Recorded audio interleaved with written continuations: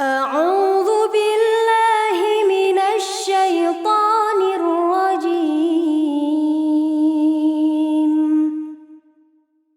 بسم الله الرحمن الرحيم.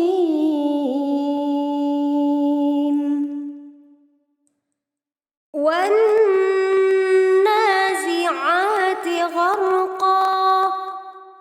والناشطات نشطا والسابحات سبحا فالسابقات سبقا فالمدبرات أمرا يوم ترجف الراجفة تتبعها الرادفة قلوب يومئذ واجفة أبصارها خاشعة يقولون أئنا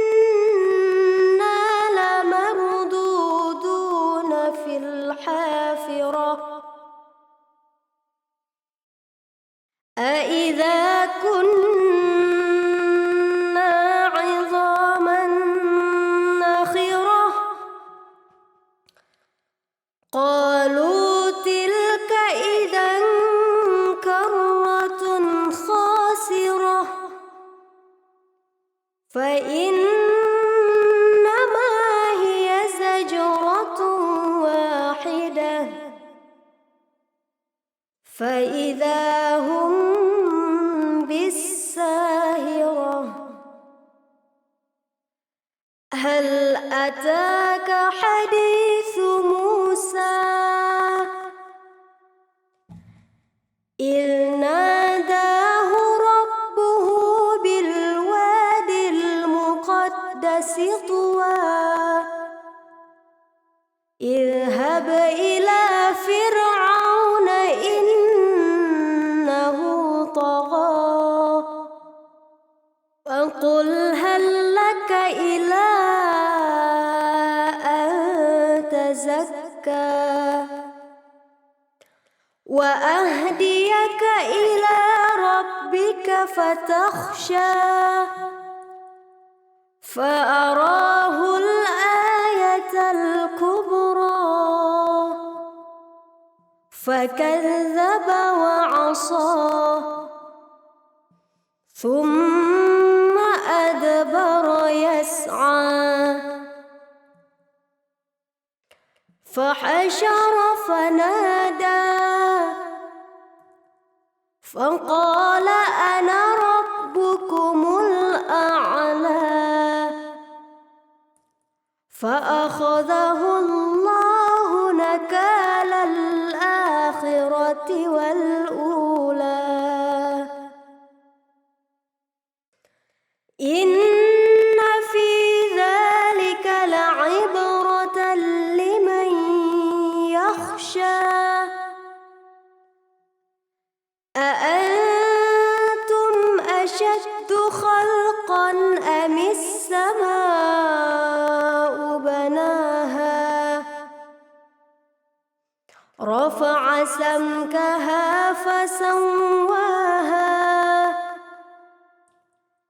وأغطش ليلها وأخرج ضحاها والأرض بعد ذلك دحاها أخرج منها ماءها ومرعاها